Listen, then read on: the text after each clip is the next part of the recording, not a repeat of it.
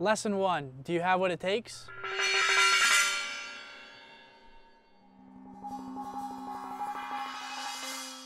So some of the common characteristics that are associated with people becoming professional gamers are the obvious physical traits: quick hand-eye coordination, quick wits, being able to really react on your feet and react to different situations very, very quickly are huge, huge parts. But it's not all physical. You know, people are born with talent and they're gonna be great at whatever they do without putting a lot of work in. It's not about that. It's about putting in the extra hours, because you can be however good you wanna be if you're willing to work and grind and put in the hours. Like I said, I've always been very, very good at sports. I played sports all the way growing up, but you need to have drive, you need to have dedication, you need to learn from other people. And I feel like this course is gonna help you guys a lot.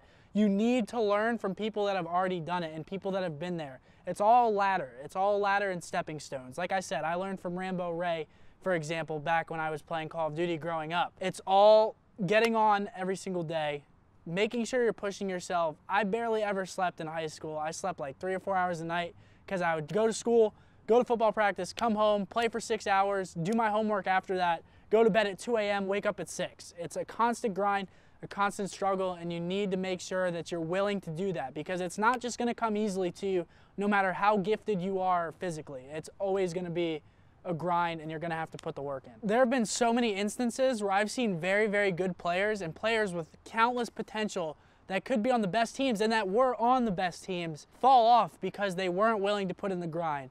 They wanted to go out with their friends. You know, obviously you have family vacations and family stuff that you're always gonna have to do, but you're gonna have to make sacrifices. You're gonna have to say, no, I don't wanna go out. No, I wanna stay in for the day, I have to practice. You know, it takes that drive, it really does. On all professional video game teams, there are two distinct roles that people play. There's leaders and there's role players. And there's no problem with being a role player and not being the complete leader of your team. Because whenever there's too many leaders on a team, that's whenever egos clash, people butt heads and arguments flare up, and that's whenever people start making things personal, and that's when things combust from the inside. So being a role player, I like to call that basically being someone that's gonna throw an input, but isn't gonna try to lead the team unnaturally. Whenever you're a leader, it should feel natural.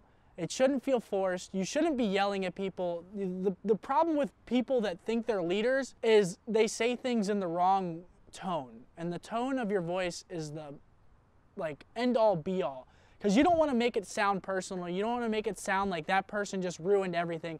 You want to give constructive criticism, and that's like one of the things that's overlooked so much. Constructive criticism.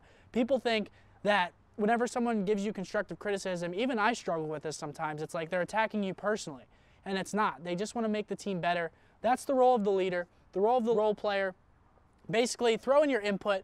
Don't ever be completely silent. You don't want to not throw in your input, because it could ultimately affect how your team is playing. And if you have a good point, like, don't just let it sit inside of you.